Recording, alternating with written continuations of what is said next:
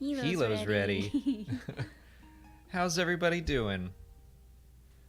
It's opposite day today. Molly was like, I want to build. We're starting a new set, and I was like, I'm ready to build something. You can do it. You can build the whole thing if you want to. I'll sit over here. Oh, Hilo just immediately left. Hilo's like, oh, you guys are doing this. I'm bored. Oh, he's coming back. But cheers to a special occasion. The stores near us are finally starting to carry pumpkin beer. Yay, so I got some. Every year, I think it's a little earlier that the pumpkin stuff comes out. Ugh. It's good. Damn, that hits. Molly was debating before we started. We've really cut back the past few months, even. We haven't. Several weeks at least. I mean, it was probably a couple months at least. But I've been like working out regularly, not drinking as much. Brian calls it being boring. But you had to. But I feel great. To cut loose for pumpkin beer. I had to. We almost always have a beer or something with these streams, but we haven't in a while. Yeah. John DeLong asks if this is Elysian. It is, right? Yeah. Yep. Yeah, I posted a picture while I was at the store today of like just a stack of Elysium.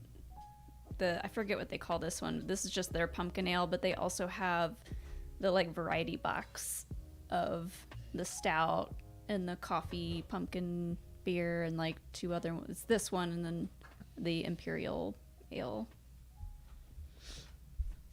Hilo's just looking for something to chew on. Well, how's everybody doing?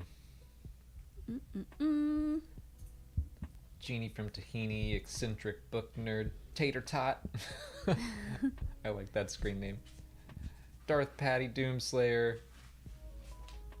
Doomslayer says, I hope Pippin shows up tonight. Oh, he was up here earlier when we were filming the Q&A. He is in the Q&A this week. And that's like, there's cat hair like everywhere up all here over now. the table. I like this set because there's little booklets for like each little piece, and then you put everything together. Yeah, this is an interesting set.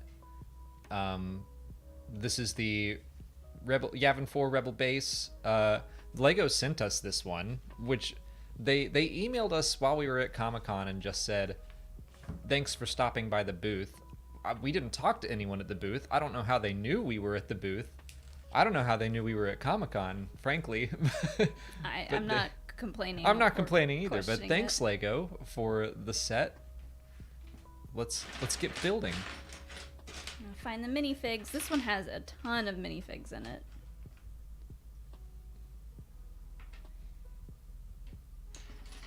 And we have a super chat from Elo Asti already. Thank you, Elo. What is your favorite meme that came out of the sequel trilogy? I don't know. Ooh. Okay, probably Poe's reaction face to somehow Palpatine returned. Like just the eyes closed. Like that's a reaction that can be used for many things. Yeah, I like Kylo Ren's more. More's a good one, yeah. That's a good one. I feel like we're thinking of GIFs and not memes, but I don't know really what the difference is. We use more GIFs than we do full-on memes, I think. Hi, Geo. Hi, Geo.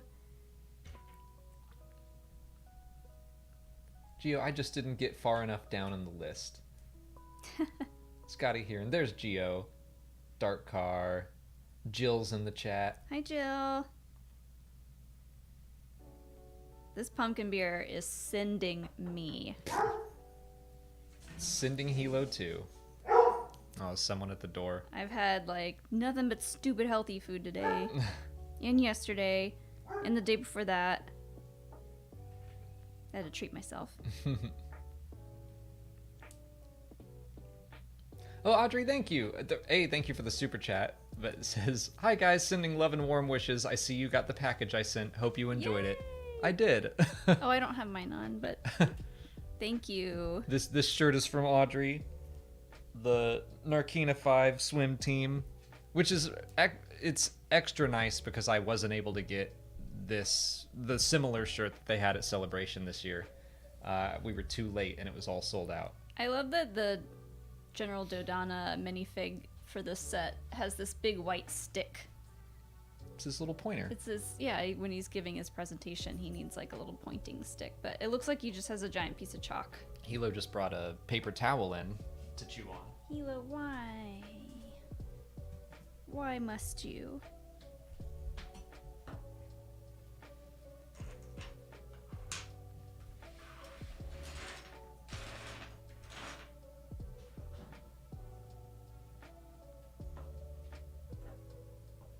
I get in the zone when I build Lego, so I have to remember to like listen and talk.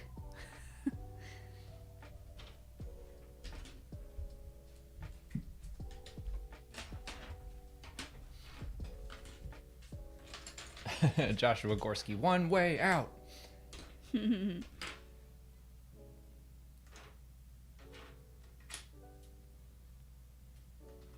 Kevin, wondering if you have an opinion on Disney Plus raising their monthly subscription price and investigating using more AI elements. I just heard the news today. I haven't kept up with any of the new news today, except that I saw the WGA is going into negotiations again tomorrow. Oh, I didn't see that. I just saw it before, and I haven't been able to confirm it.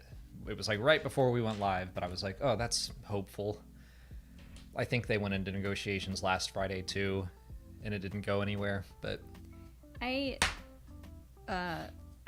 very much dislike the fact that they can just raise their prices, thinking A, no one will notice, and B, no one will care.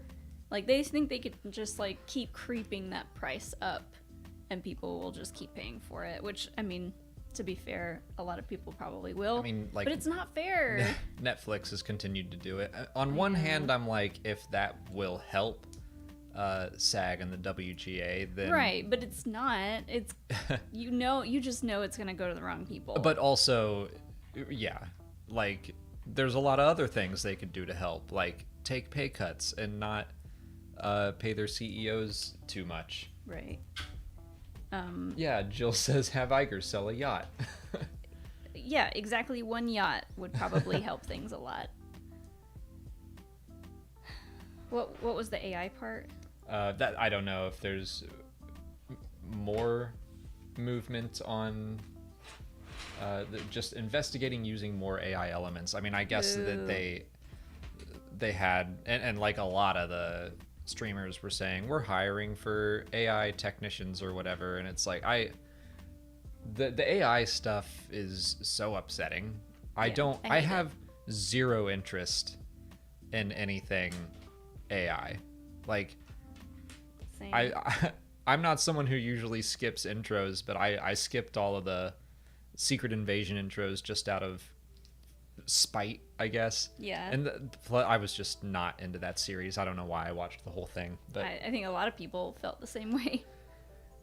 Just if they ever put out a Star Wars movie that's written by artificial intelligence, I'm not gonna cover it. I'm not gonna watch it because we've experienced it. It'll be bad. Our friends at Blue Bantha Milk. I mean, I'm sure they wouldn't.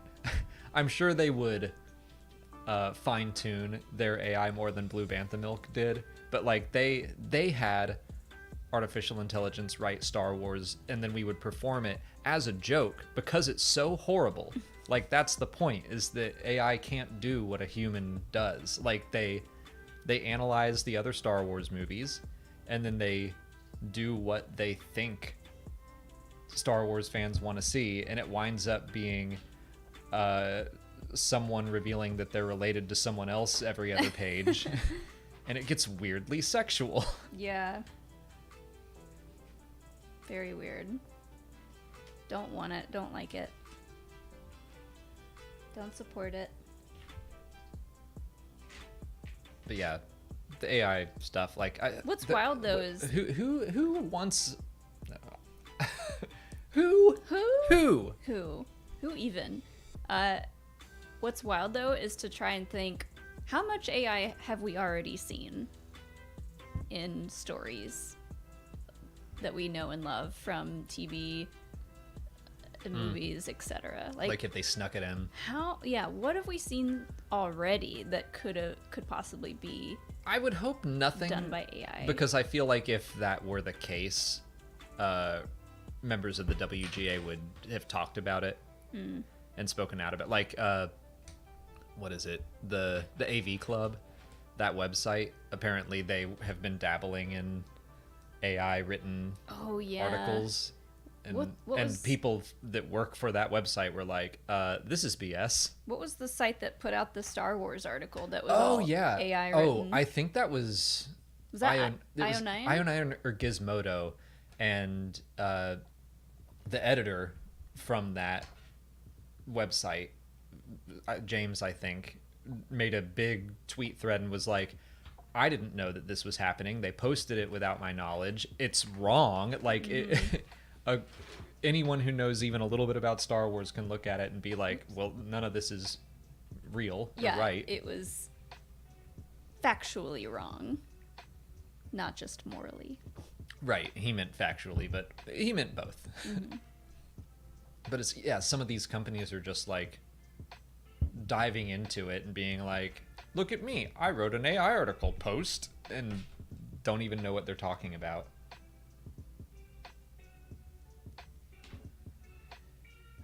Dumb. Dumb. What is this world that we're in these days?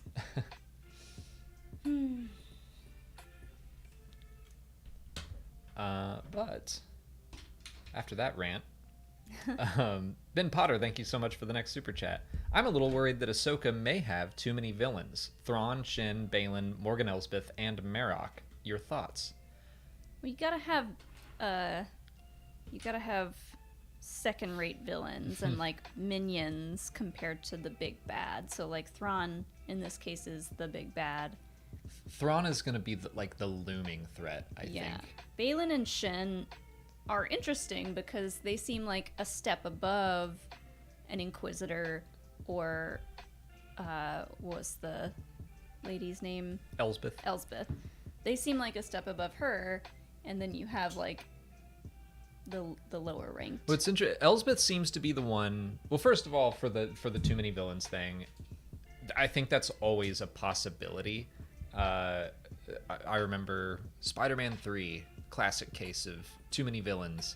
Thrawn, I don't think Thrawn's going to be in the series a ton, and what appearances he does have, I think he's going to be more like not actually confronting Ahsoka or any of our heroes. It's just going to be like, here I am, and here's what I'm doing, as we build up to him more and more. Marok, I don't think is going to be in the series much either. I think Marok is going to die fast. Probably. Yeah, there's so many shots of that fight in the trailer, but it's just because it's like Ahsoka being badass with their lightsabers and a double-bladed Inquisitor red lightsaber, so it just looks visually good in a trailer. We know they fight at least twice. Yeah. I don't know, because, I mean, in a show like this, how many heroes do we have? We have Ahsoka, we have Hera, we have Sabine. It's also true. Ezra eventually, and then whoever else Chopper is going to show up. Questionable whether or not he's a hero or a menace. So I want to make a Daily Bugle like J. Jonah Jameson. Chopper, hero or menace. So when you look at it like that, it does even the scales a little bit. So I think Balin and Shin are going to be the primary antagonists to Ahsoka and Sabine, with like they have a master and apprentice relationship of some sort on either side. And they both knew Anakin, apparently. I think Balin did. What'd you say? Balin and Shin. Oh, I thought you said Balin and Ahsoka. Well, yeah, I think Balin and Ahsoka will be like pitted against one another. We've seen that in the trailer too. Balin and Ahsoka, and then Shin and Sabine will fight each other on the lower level. Yeah. Morgan, I'm not sure what's up with her. She seems to be like the one who knows where Thrawn is or might be able to find him. She is like Thrawn is her master, but she's already been beaten by Ahsoka, so I guess Baylan and Shin can be more directly aggressive. I need to rewatch that episode because was there? I know they fought, but like, did Ahsoka want to take her out, or was she just fighting her because she was fighting her? Well, she wanted to stop the magistrate from subjugating that village. Right. That was all we knew from most of that episode. And then they fought, she disarmed Morgan, and then like put a lightsaber to her throat and was like, "Where is your master? Where is Grand Admiral Thrawn?" And I gasped. And we all gagged. So I don't know. We've also seen that Morgan gets to Thrawn's ship from the trailers. So Morgan might not be like a face-to-face villain for most of it. I think Baylan and Shin are going to be the main villains of the series. Marok, I still think, even though everyone is all over the place about Marok, today's video that I put out was like, I still kind of think he's the eighth brother. I'm like 70% on that. It might be someone else, but I kind of like the idea that both Ahsoka and Marok mystically found their way off of Malachor and they're still fighting. I don't know. But I will not be upset if it's not the eighth brother. Yeah, I think he's some new guy.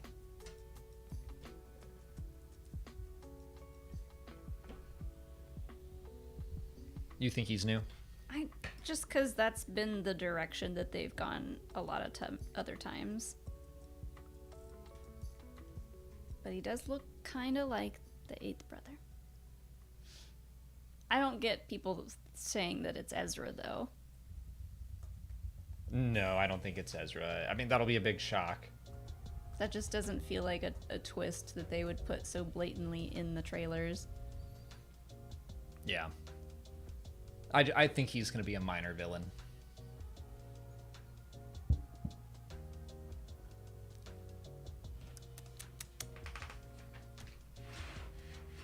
I also got some pumpkin spice coffee creamer. Because once I get one pumpkin thing, then I'm searching for other stuff. And I did see and didn't get some, like a bunch of different pumpkin cookie thing, like the pull apart cookies that you just pull apart and stick in the oven and bake. Those are good. I was like, all right, I'm not going to destroy my diet completely. I'll get the beer and the coffee creamer. And I didn't get one bag of candy. They had a bunch of Halloween candy out. And I said, no. That's the devil. That's the devil talking. Trying to get me to buy candy. Oh, but you bought ice cream and left that in the freezer for me. I still might have some. I like the option. So don't finish it.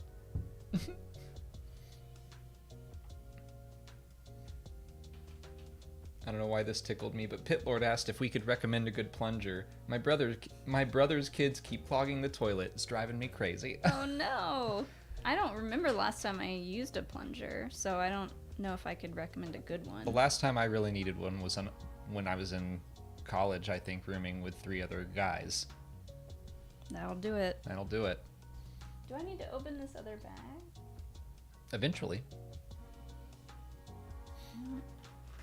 It said to just open bag 3 at the start.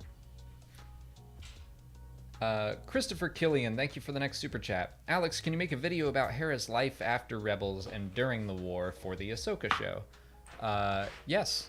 In fact, I did it today. So you're welcome. Preemptively. It's not just after Rebels. Honestly, we don't know a ton about what she went through after Rebels. She popped up in a comic here or there. She's in the Alphabet Squadron books, and she is in Star Wars Squadrons. But I did a video on like her whole life because I still am curious how they're going to tell the normal audience, people like my parents, who all these people are. So I'm just prepping, and the next week and a half or so, it's going to be all videos about those characters. So if you haven't watched Rebels in a while, you can get a refresher. If you've never seen Rebels or the Clone Wars, then it'll tell you what you need to know. What you looking for. This piece is not in here. So that's why I'm like, is it in the other bag? It's right here. What? Oh, it's stuck together. Ta-da. Oh, Lego. You got me again. Got me. That's why I'm not a master builder, and probably never will be. You're getting there.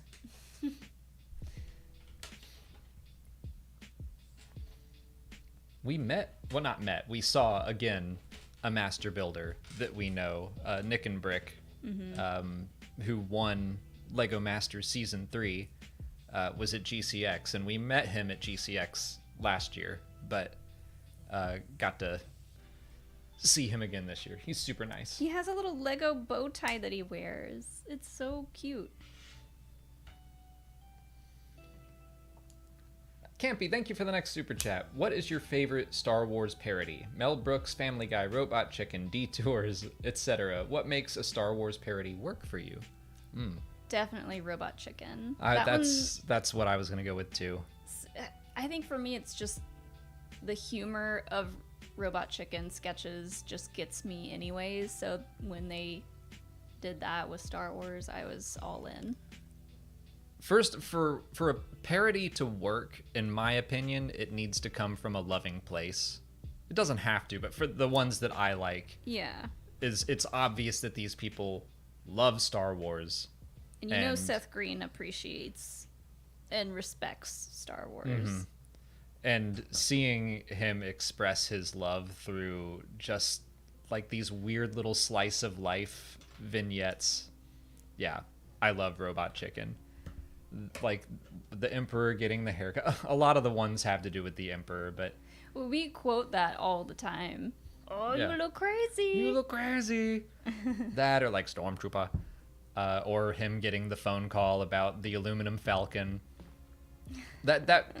I remember back when we took improv lessons, someone told me, I'll pat myself on the back a little bit because I did something good, but one person started a scene as like Godzilla, so I entered the scene as Mothra or something, but was basically fanboying over Godzilla and just wondering what it was like to be such a star, blah, blah, blah.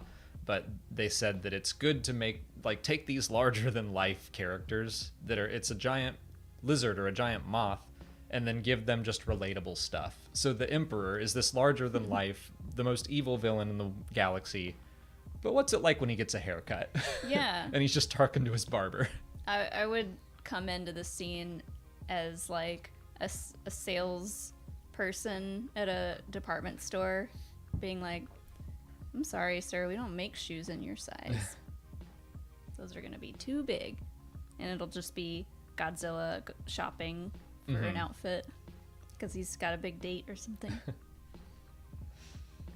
But yeah, Robot Chicken, we haven't watched them in a while. We should toss them on because they're always funny.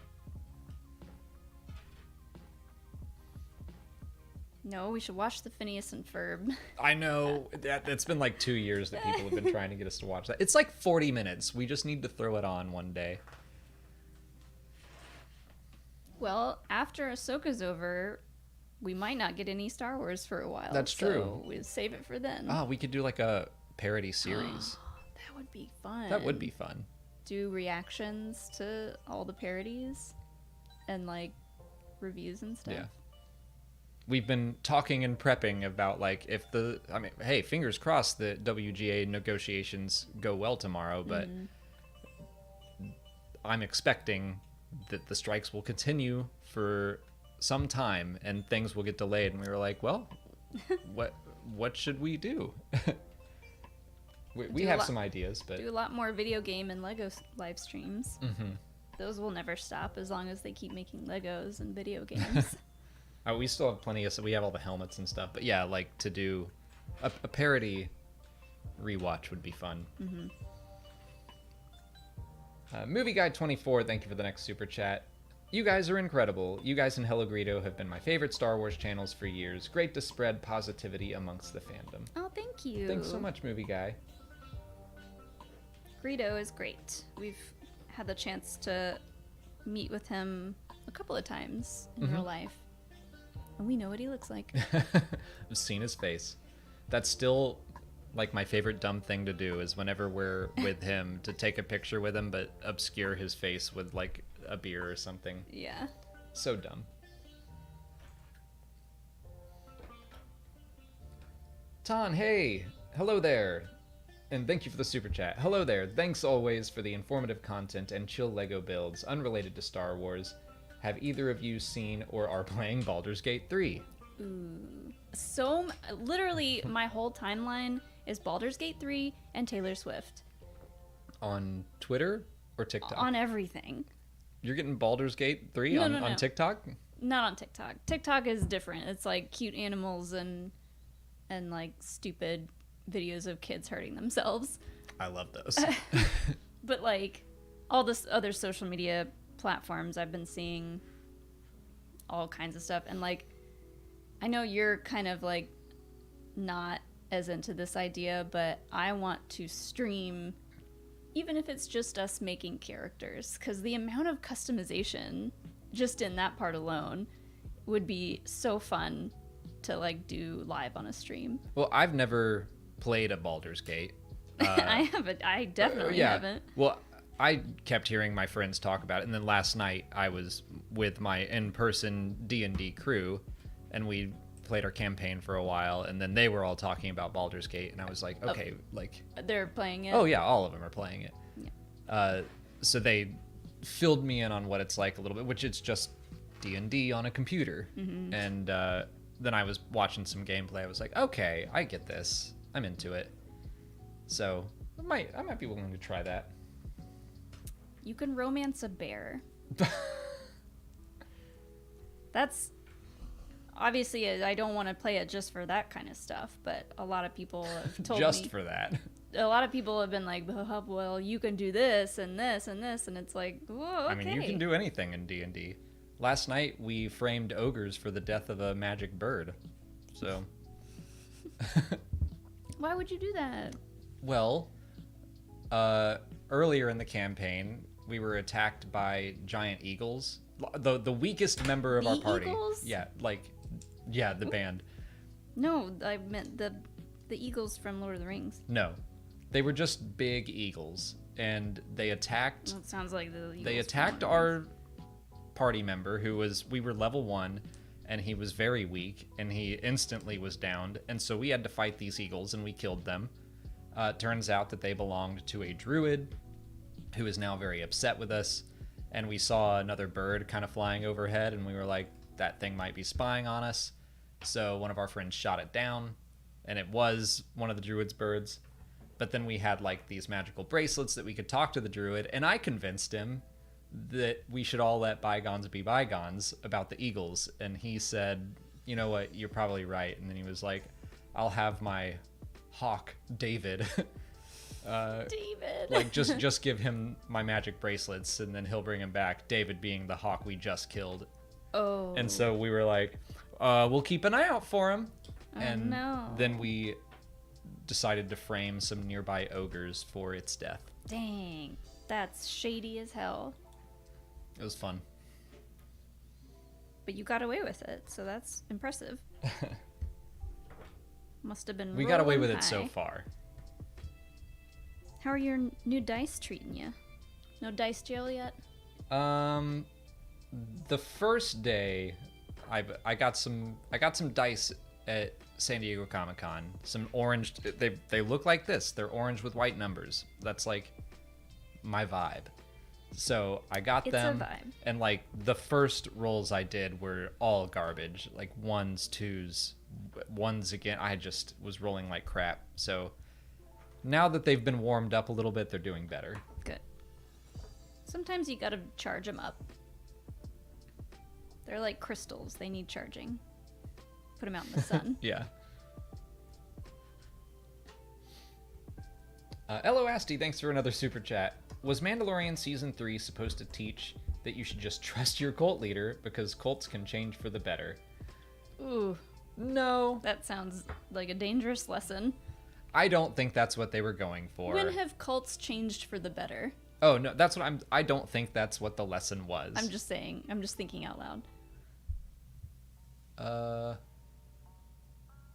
No good examples. Can't think of one. No. I think that the lesson was just supposed to be about finding what you all have in common instead of what divides you. But what I do think is weird is that they kept on calling the Children of the Watch a cult, and Right. I do like we kept kind of instilling on the armor that she's acting shady, but That's the issue here, because, like, I think we were meant to think of them as culty in the beginning, but they are not a cult. They're not extreme enough. And, like, the way that the armor runs things and is followed by the others, it's not quite cult status. Like, she's not doing it to be worshipped. yeah, I agree with you there. I've watched enough cult documentaries Yeah, to yeah. know, like, these are the guidelines that you need to have to be officially considered a cult. There are definitely cult-like elements to it, but you're right. I don't think that she is doing anything for her own gain. We kept kind of putting that onto her. And, like, especially when there were just a lot of weird story decisions, like, we're gonna call this episode The Traitors. And then everyone's like, is the armor the other traitor? Right. And the fact that they kept on calling the Children of the Watch a cult in the show, like, if that's not what you were going for, maybe don't say that so much. But But I get why. yeah, it's just that there are two camps of, like, how a Mandalorian should be, and they were able to come together and just be Who Mandalorians called together. them a cult? Bo-Katan. And see, that makes sense for her, because they're so drastically different from what she knows, from how she grew up, to everything else that she's been through. It makes sense that Bo-Katan would call them a cult. Whoops. Yeah, I just think the lesson was, like, come together, find the similarities and not what divides you. But it was weirdly expressed.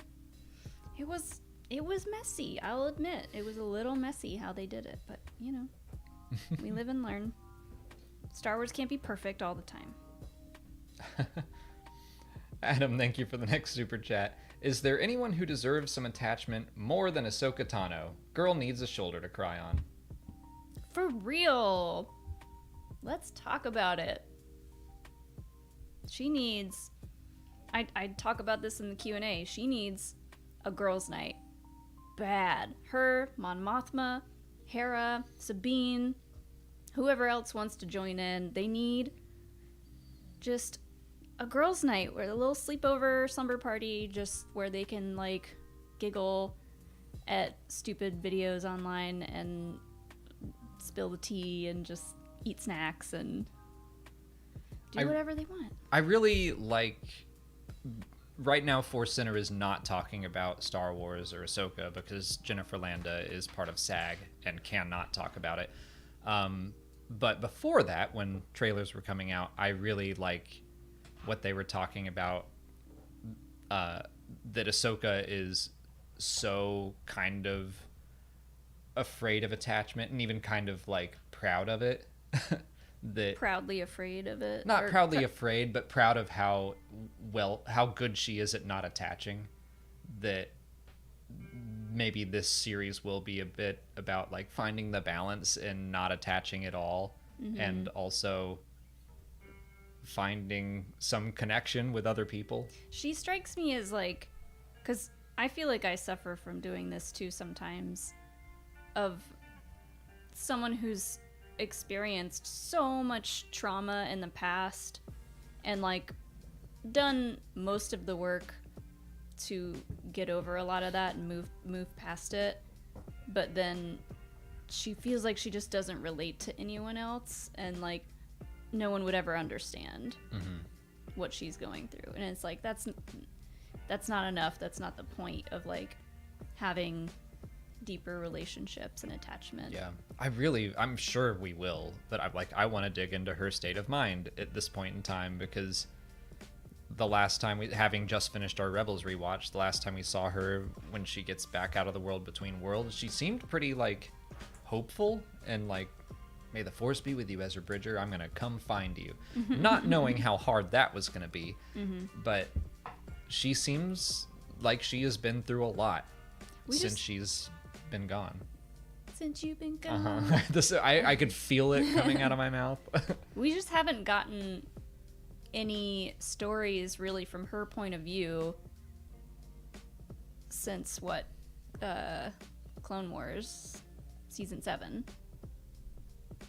Well, Tales of the Jedi. A little bit in Tales of the Jedi, but everything else has just been her showing up to help someone else. Her showing up to give some advice. I forgot how little she was in season 2 of Star Wars Rebels. Yeah. Like in my mind, I was like, oh yeah, it's the Ahsoka season, and she's in like 4 episodes. Yeah.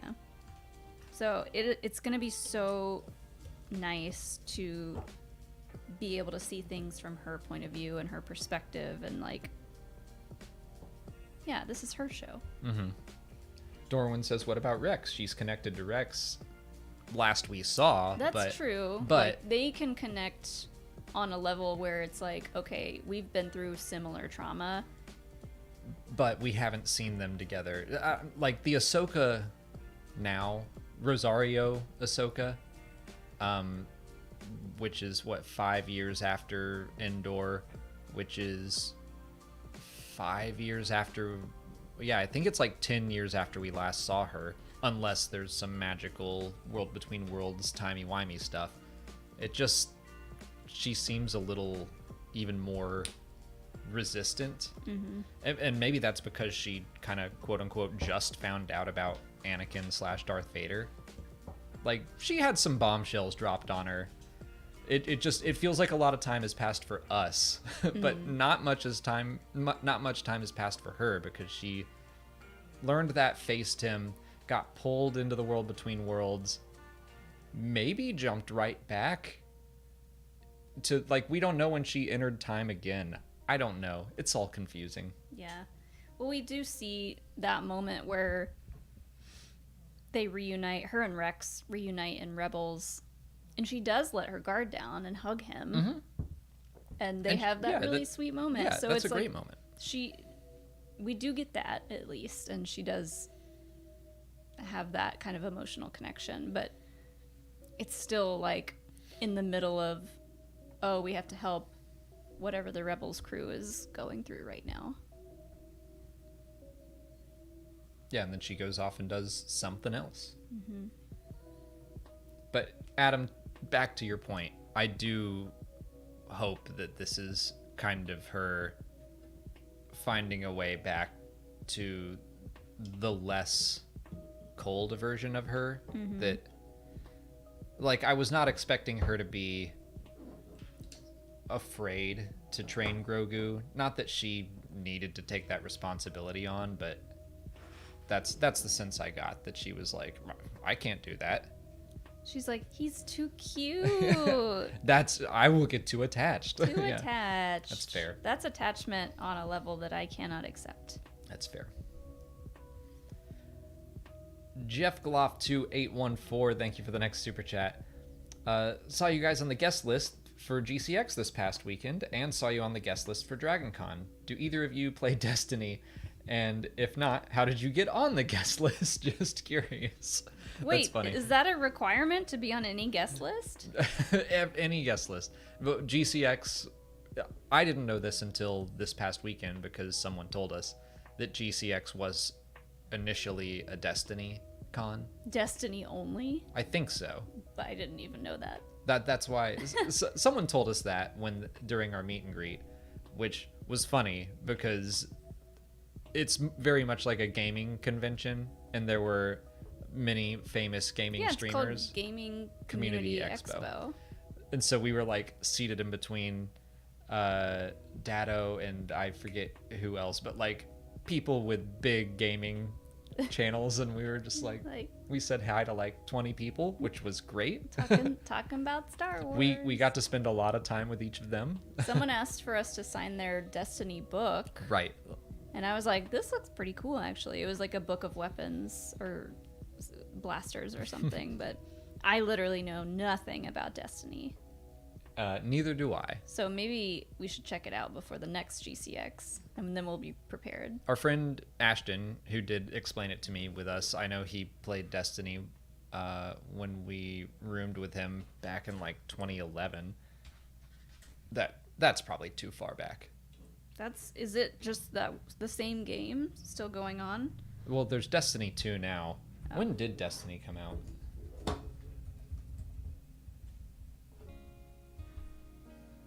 $2014. Okay, that seems more reasonable. Man.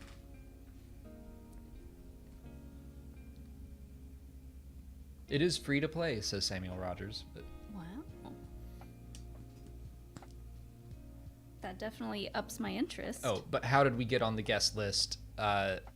We know Tim and Kevin, who run the show, and they also do the Star Wars and Scotch podcast, and they wanted to do Star Wars and Scotch at GCX, so they had us and Chase, aka That Gay Jedi, out, and so we had a great time talking and hanging out. Yeah. They're very generous to put us on the guest list Yeah. and give us the meet and greet and everything because, again, their community, the people that go to that convention, there weren't a lot of people there to see us. I'll just say that. But we had a great time on Yeah. the panel. I think the panel went really, really well. Everything about that convention is so well done. It is makes me very smoothly run. it makes me so angry about Celebration and how messy that is. But it is a much bigger production, so there's that. But like the hotel that they have it in, like the staff, they're all really super nice, and just everything runs really smoothly there. It's just nice and refreshing. And we had an awesome time at Universal.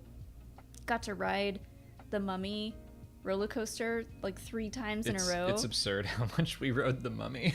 I mean, it was the area that was sectioned off just for the GCX after party.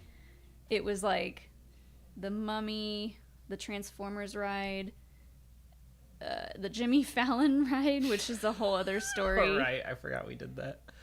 And like the whole rest of the park was off limits, so we didn't have a ton of options. And the Mummy ride is It's great. so It's a fun. fun roller coaster. I would have ridden it 3 more times if we weren't drinking so much. I'm like, the amount of times we rode the Mummy, we would stand around and hang out, and then we'd just be like, You want want to ride the Mummy again? And we kept doing different poses in our pictures that we didn't get. I'm sad that our pictures didn't come out. It's probably because it was like after hours. Gio Flores, thanks for being a Biggs mega fan for 10 months. I didn't even realize we had done that long ago. That's awesome. But thank you, Gio. Speaking of Lego, I just got the Captain America shield, and finally the battle from Endgame / Spider-Man No Way Home. I have so many things to build. I didn't even know they did a Lego shield. I didn't either. I gotta tell Jake. I didn't know Jake was Lego all existed excited. outside of Star Wars. Jake was all excited about building Lego now that he's about to have a baby. And we were like, Jake, you can just build Lego. Yeah. I don't know if you know. You can do it every week. You can do it every day if you want. But yeah, the shield sounds cool. I wonder how big it is. It's a life-size shield. But when Dude. you throw it, it just shatters. Oh no. That would be so cool if it were life size.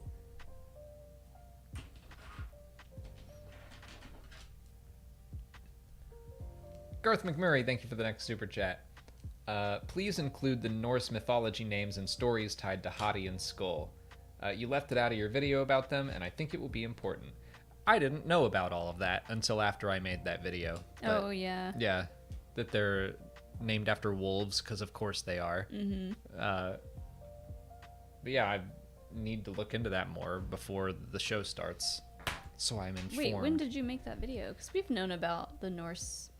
I made that video like weeks ago, and then I just kind of saved it for Ahsoka week or 2 weeks or however long it's going to be. Yeah.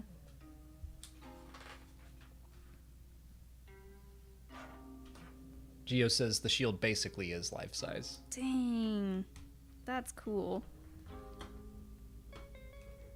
And Andy's been a 14-month member. Again, I didn't even know. Time flies. We need to make some Lego emotes. Go on. That's it. Okay.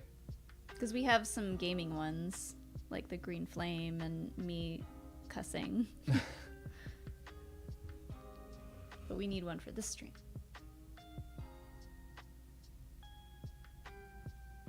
Doomslayer says we still need a Pippin emote. If he shows up, that's like an elite emote that you can only use once in a blue moon. That is true. Mr. Shu, thanks for the next super chat. What class and race are you playing in D&D? This campaign, I am a dwarf artificer, which I've played a dwarf before a long time ago. I've never played an artificer though, so this is like my first foray into anything magical. Mm-hmm. I was a part of their crew when they first started, and I quickly just realized that I wasn't ready to devote enough time and energy to a D&D campaign just yet, just because like we're still trying to like have time off before Ahsoka starts back up anyways. But I do want to save that character for another campaign at some point, because I basically made Barbie in D&D. She was a warforged bard. I thought it was a good idea. And it needed some more workshopping, I think.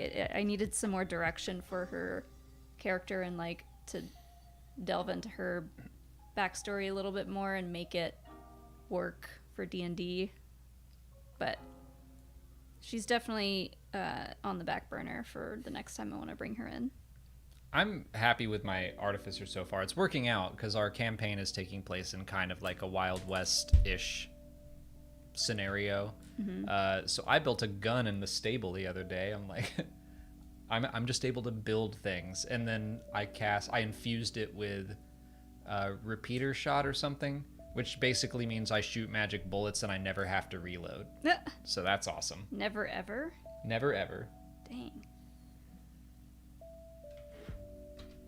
But I have another character that I played in another campaign that her character is like way more well thought out, and she might be who I try to design in Baldur's Gate 3 if we ever play. That was also a good character.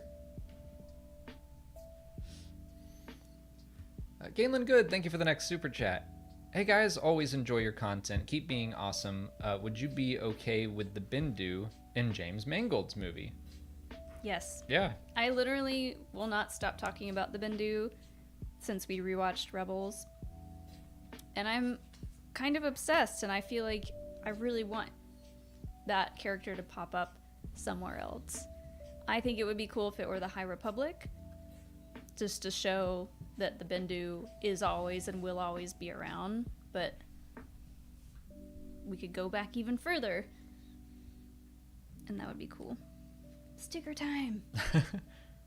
I would be happy if the Bindu showed up anywhere at this point. That's like, when did Rebels ended in 2018? It's been 5 years since we've seen follow-ups from a lot of that stuff, and I'm like, it's time. It's time, Dave. It's time. Or whoever wants to bring the Bindu back, the World Between Worlds, as long as it's not over the top. I'm ready. Don't overdo it. Yeah.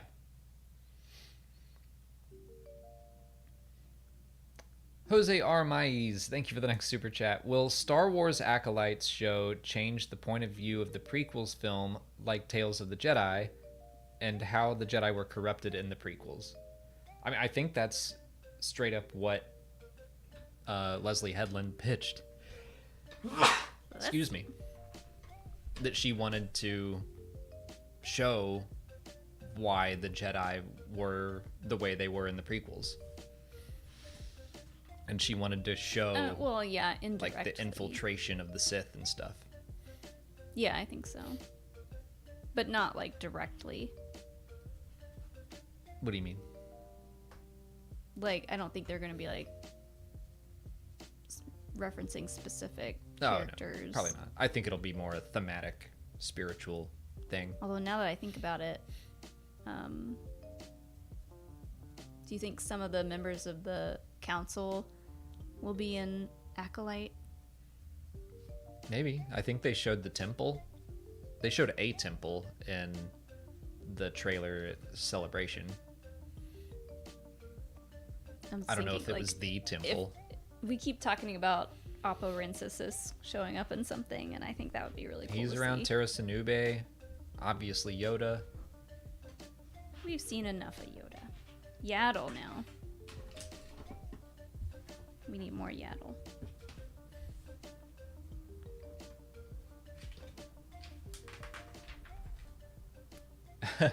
Geoflores, thanks for the super chat. Oh my god, want to talk about cults. I finally just watched Hereditary and Midsummer. OMG, what a ride. You just watched Midsummer last night. I just watched Midsummer last night, and I gotta say, I don't think I liked it. I think I appreciated parts of it, but like the story as a whole just kind of left me feeling like, okay. I never really got that invested in any of it. So it was just like really bizarre, and a lot of it went over my head. Still didn't make me feel as uncomfortable as Hereditary, so that's good. I do want to rewatch Hereditary. I've seen Hereditary. I've not seen Midsummer. I don't think I care to see Midsummer. And I would also be fine to never watch Hereditary again. Because that's a movie that sticks with you. Yeah.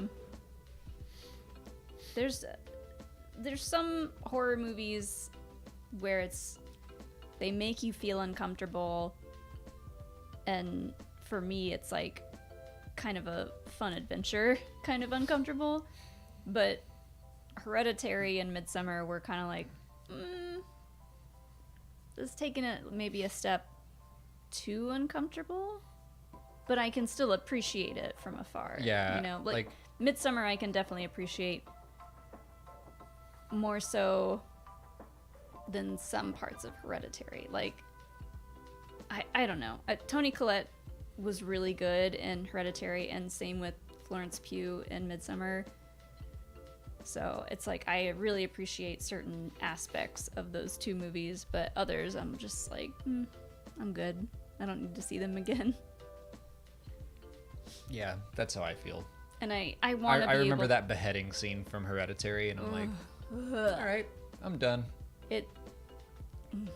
It's so rough to I watch. want to have more fun with my horror movie. Like, I appreciate a horror movie that you will think about for the rest of your life. Some nights where you're just like, oh god, I remember that. I mean, there's multiple scenes from both Hereditary and Midsummer where sometimes I'll just close my eyes and they'll just pop in my head, and I'm like, why am I thinking about that? No. Why am I thinking about a head on the side of the road? No, thank you. Yeah.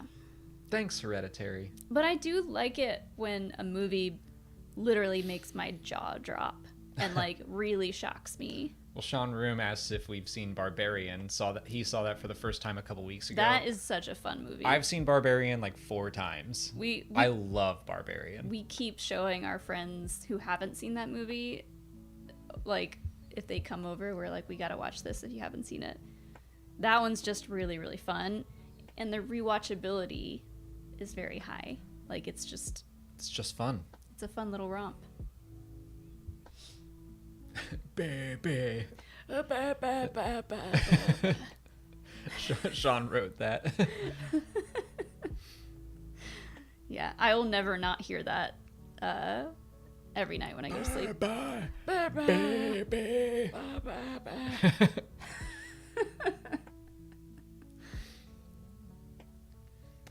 Jane Dalton, thanks for being a big super fan for 12 months, says, Molly, what are your top 5 Gaga songs and favorite album? I just got tickets for my first Gaga concert and I'm super excited. Jane, Gaga concerts are the best. Wait, are you going to the jazz show? Or are they still doing Chromatica shows? Oh my god, top 5 songs and favorite album?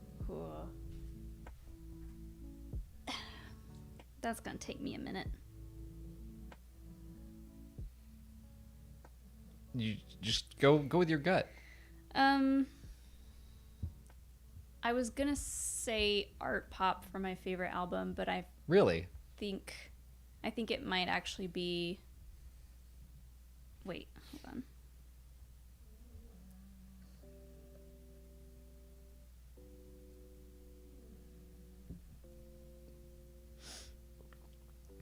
I think it's Born This Way. Yeah. Favorite album? Yeah, favorite album.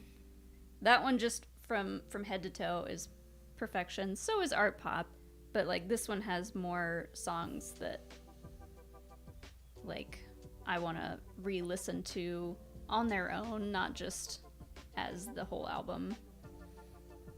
And Jane says, yes, it's the Jazz and Piano Show. Oh, I'm so jealous.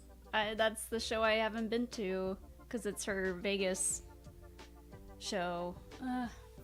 We should go to Vegas and go to that show. Okay. As for favorite songs, oof, I don't even know. Just don't look. Go with your gut. Say 5 songs. Follow your heart. Speechless Mm-hmm. is like an older one that I love.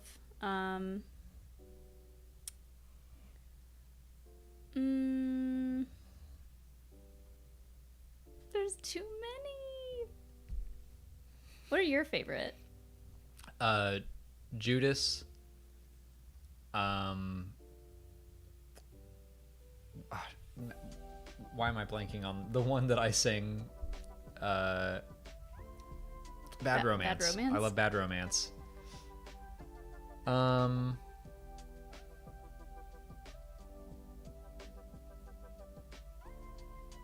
I do feel like a lot of them are from... Oh, what's the one from the new album? You can tell how Replay? our difference in fan... Yeah, I like Replay a lot. I know you like Yeah, Replay. you knew that one.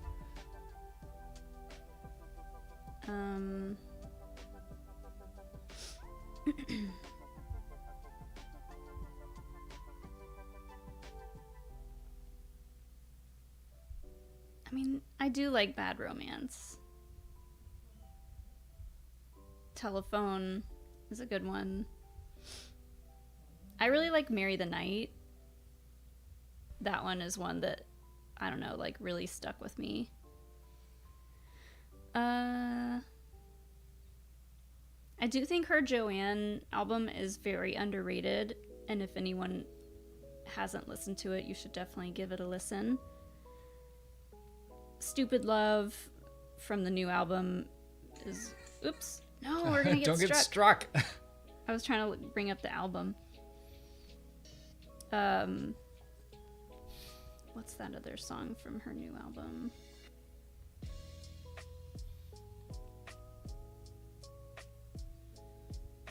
JG from Spaces. I wouldn't be mad if Gaga showed up in Star Wars one day. Babylon. That one is so good. What's the new album called that I can't... Chromatica. Chromatica. When we went to that concert, she came out dressed like she was in Dune. It was, That I could concert, see. everybody is just swooning over Taylor Swift's concert when Chromatica exists, and I'm kind of like, it was better. I know next to nothing about Taylor Swift. Me neither. Sorry, Gio. I said art pop as a whole, but I'm trying to like think of my favorite song from the album.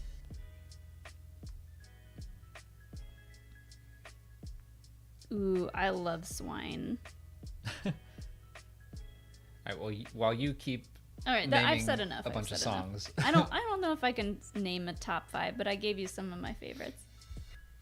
Finding the Force, thank you for the next very generous super chat. Hey guys, YouTube question. Do you have other channels ever concerned with gaming videos affecting lore content?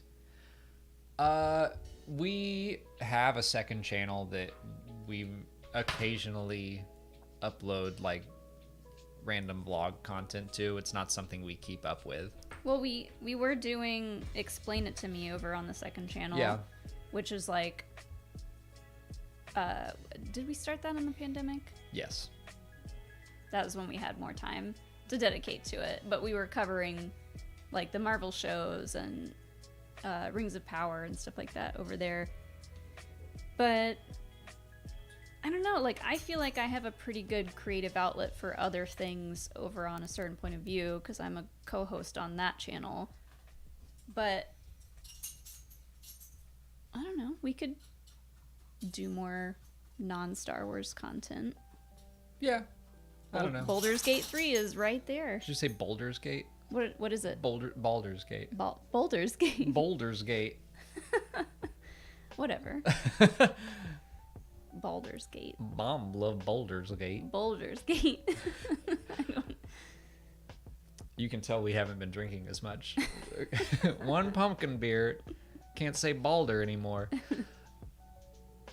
I don't like. I go back and forth on making other content because I already make content about like my favorite fandom and my favorite fictional universe, and I don't want to turn everything else into a job. One of my friends was talking about that last night, where he's like, I want to stream Baldur's Gate, but I'm afraid that if I do, I will only play it when I'm streaming it, and instead of just having fun playing it. I'm like, yeah, I get that. That's what I'm doing currently with Survivor. There'll be days where I'm like, I kind of want to play it, and then I'm like, no, I can't because we're streaming it. Someone asked if Hilo bumped the camera. He may have. I may have missed it. But Probably. He did just leave the room. So. But no, I was talking to Jill today about a little side project that I kind of want to do. I don't know if we would do it on POV. We could do it on our side channel. Wherever we do it, it's something that I've thought about doing for like 2 years now. And I might bite the bullet and do it. Well, what is it? I don't want to say yet. You always do this. You always bring stuff up. You tease people. Well, And then you're like, shh, no. well, you just have to wait and see. John Boo says announce it. If I do it, I literally just brought it up to Jill today, so I don't want to announce it yet. If I do it, you'll see it in the coming months. Kitty says, I always support more Molly content. Thank you. Let's effing go. Let's effing go. For Finding the Force's second part of the question, ever concerned with gaming videos affecting lore content? If you mean like doing gaming content, taking over doing lore videos, like that kind of thing? I'm not sure if I understand the second part of the question, but... I mean, if we ever stream stuff, it's usually just like once a week or whenever we have extra time to stream. But we would never end up with more gaming content than regular content, I don't think, on this channel. Yeah. Raider Reaper, thank you for the super chat. It says, just beat Ravis. Congratulations. The theme music, Melting Fire, going for plat. Good luck. You can do it. It does take a lot. Make sure you do all of your conversations in the cantina, because I neglected to do that until the end. That was the last thing I had to do, and it was kind of a sad way to end the game. Wait, your conversation? Yeah, you just have to talk to people in Pyloon Saloon.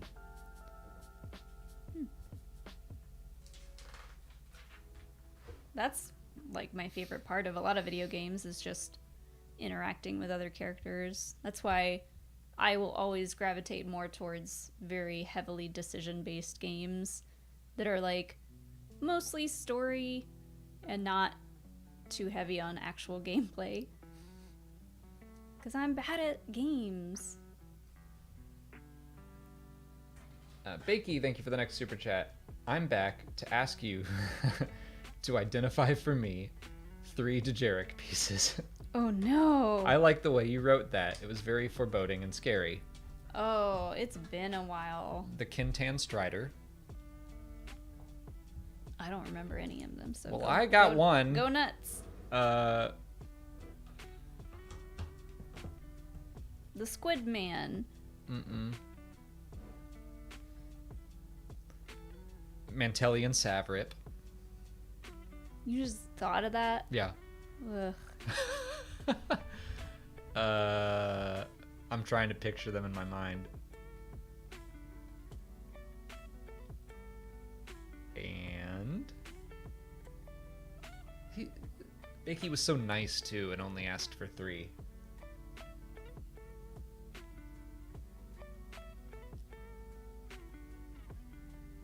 I don't know. I don't know a third off the top of my head.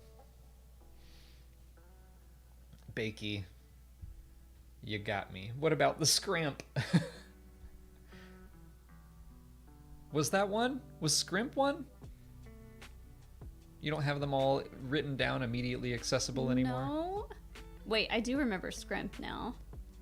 That does sound kind of right. Oh, yeah. Wait, did we do all these?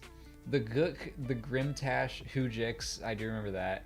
Chlorslug, Kintan Strider, Mantelian Savrip, Monarch, Nagok, Malater, the Bulbous. I like that, just the Bulbous. The Scrimp, and the Carcath. I'm happy I got 2 of them. Love those names. Matt Lang says, he's just saying words and no one knows enough to know if he's right. I got 2. I knew I had 2 of them.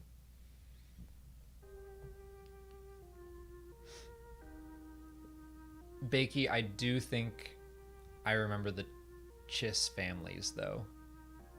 I feel like I wind up going through those in my head every year towards Dragon Con.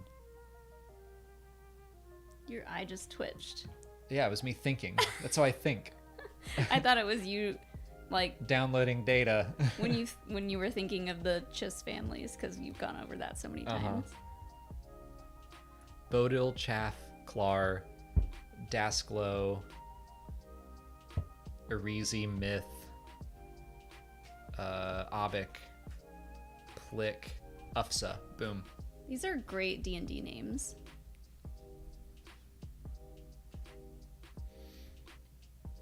Asti, thank you for the next super chat. Would you rather attend a pool party at Garrick Hagen's house or Mr. Beast's house? Garrick Hagen, no question. Not even a hesitation.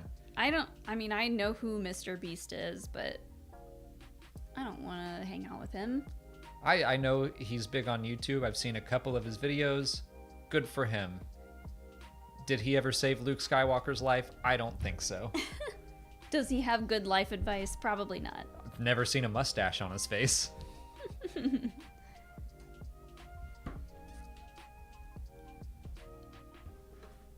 Jordan Michael Peterson, thank you for the next one. Now that the big 3 have all been successfully deepfaked, what do you think the likelihood of them showing up in Filoni's Heir to the Empire is? Ugh. I don't think they should go that route. I don't even like the way that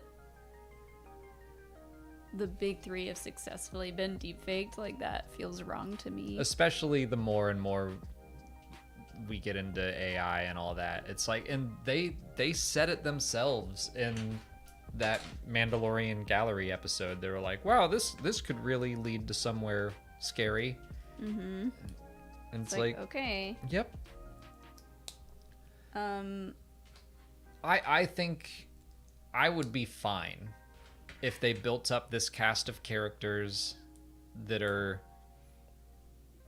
in the Mandoverse And yes, we do know that Luke and Han and Leia and Chewie and Lando, they're all involved in the fight against Thrawn.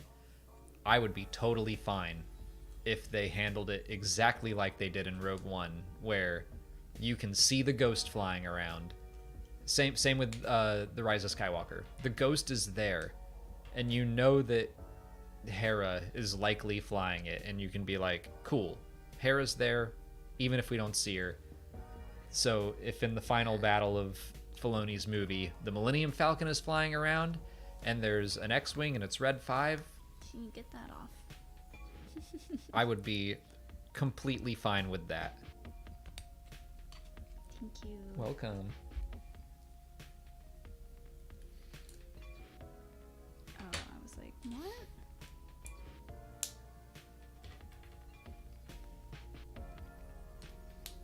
The Major Jedi, thank you for the next super chat. Just wanted to say to you both, thank you. Love the videos. Also got to meet you at Celebration very briefly, which was awesome. All the best. Thank you. You're the best. I honestly wish we had more time to talk to more people at Celebration. We were so busy, and I just wanted to get our floor beer and go walk around and spend money on stupid toys. But we were just like running back and forth from the hotel room to a panel to a hotel room to whatever, and that whole weekend went by so fast. It did. That's why like stuff like GCX is actually pretty great for us. I'm like, it's not nearly as hectic or busy. It's just kind of vibes. It was vibes only.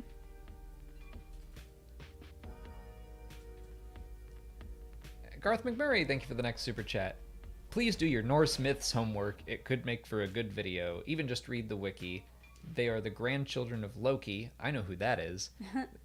Even in Norse mythology, not just the MCU, and not just in God of War. They swallow the sun and the moon to start Ragnarok, the end of all, etc. Ooh. Okay. So they could be bad. Or Dave just named them after cool wolves because Dave likes wolves. Yeah, we'll see.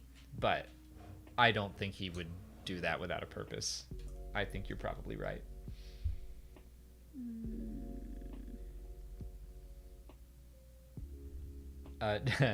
Geo, thanks for the next super chat. Says, you guys should really try to listen to Folklore and Reputation. Trust me, just give it a try, and you'll see a bit of what the hype is. I know. I haven't really put any effort into it, but my problem is I just don't listen to a lot of new music anymore. Like I just don't listen to music, period, unless I'm working out. And I just listen to what I'm familiar with. yeah. You never just put music on to vibe to? Not really. Just like when you're doing sometimes I just need music going on in the background while I do something else. Mm-hmm. Or more often I'll be like, oh yeah, I heard about this artist or I heard about this song and I want to listen to that and the whole album. Most of the new music I hear is because you put it on in the car. Yeah. So I have no control over this, Geo. If Molly puts on Reputation or Folklore, then I'll get a chance to listen to it. That took me a while. But It really did. I am not. I wasn't going to say anything, but I got the first little level done. There's like a little. I thought we would get through 2 bags today. Just one. There's like a little tree back here. Just fun. And there's this little lever with the Y-wing sticker. Uh-huh. It doesn't look like much now, but She's got it where it counts. look, it opens up. Ooh. Well, not very much. That is nice, though. Little play set. Yeah. There's a gun. There's a giant gun in there. And here's Dodana teaching his lessons with his big stick.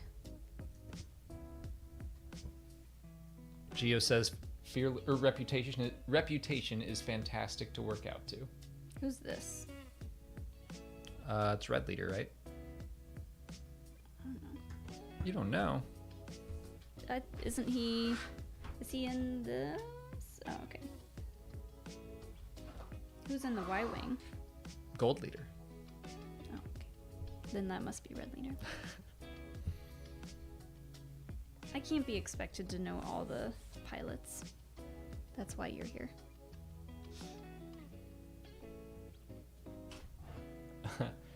Caleb Diaz, thank you for the next super chat. It's Buffy related.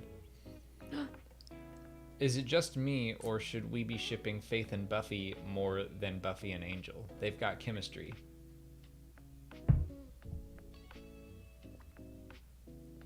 I'm swallowing water. Yeah. Because Buffy and Angel, they had their time, and it doesn't work. We know that. Now, She's cookie dough. Faith has her own problems that also get in the way.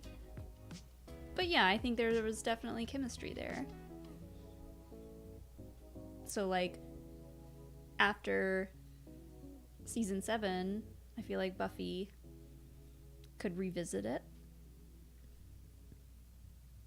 I don't know who I ship Buffy with.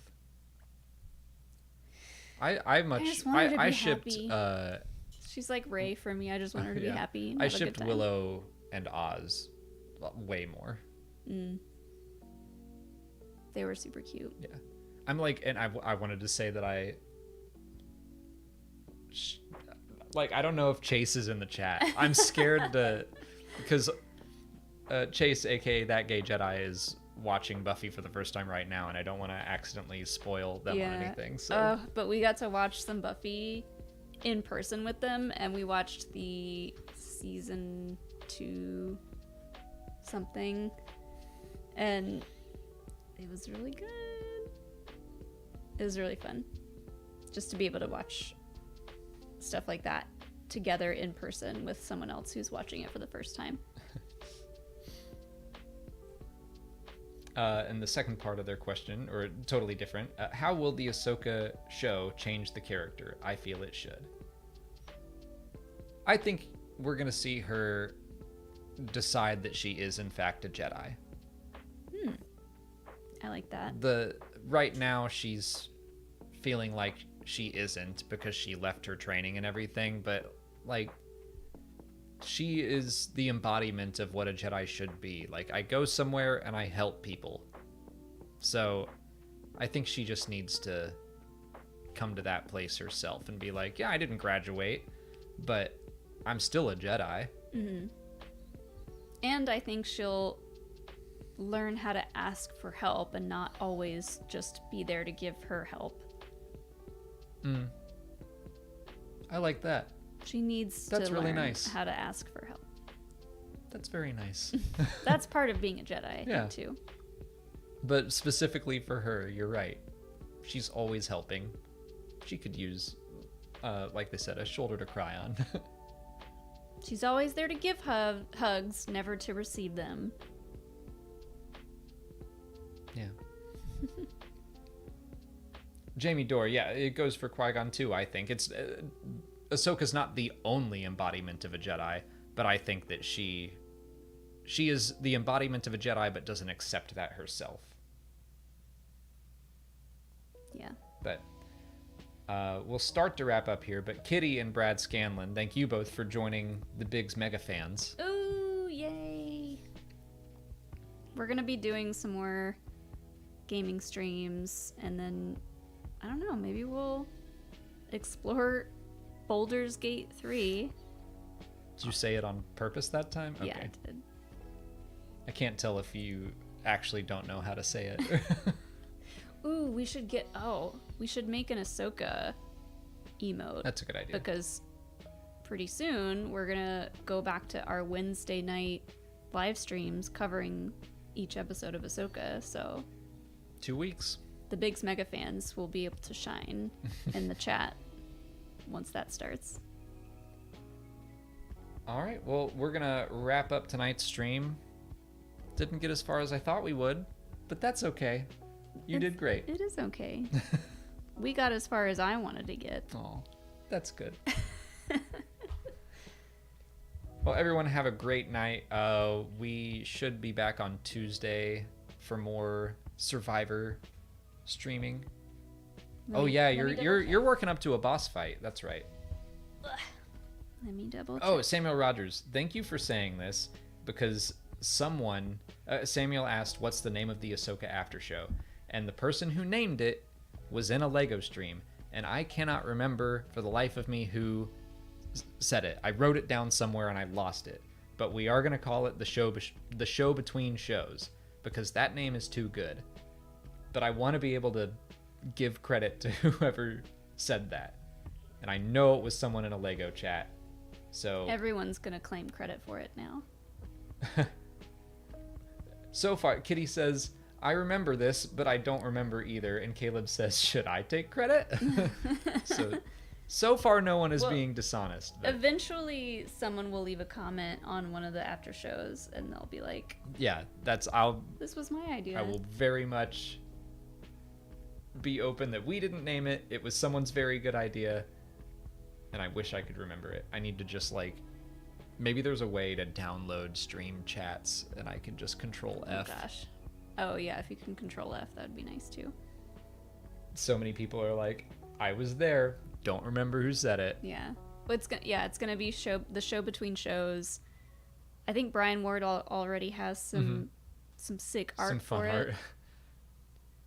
I'm excited. I love doing gaming streams. I love doing Lego streams, but the after shows are really, really fun Yeah. to just sit and decompress and break down the episode, be silly about it, be serious about it, whatever we feel like. So Yeah, Samuel, I might have to try to do that. The problem is I don't remember what stream it was from. Yeah, So I just don't have to know if we download could- the chat transcripts from the past 6 months worth of streams. Whoever they are, they'll come forward eventually and let us know. But yeah, we'll wrap it up for this week's Lego stream. We got to go cook some dinner. But thank you all for hanging out. We'll see you on Tuesday. Yeah, we don't have any trivia to go to, so I had to make sure. So yes, I will be playing more Survivor Tuesday. Cool. Everyone have a great night, and may the force be with you. Ow. What's wrong with you? I just Why hit my would you finger. do that?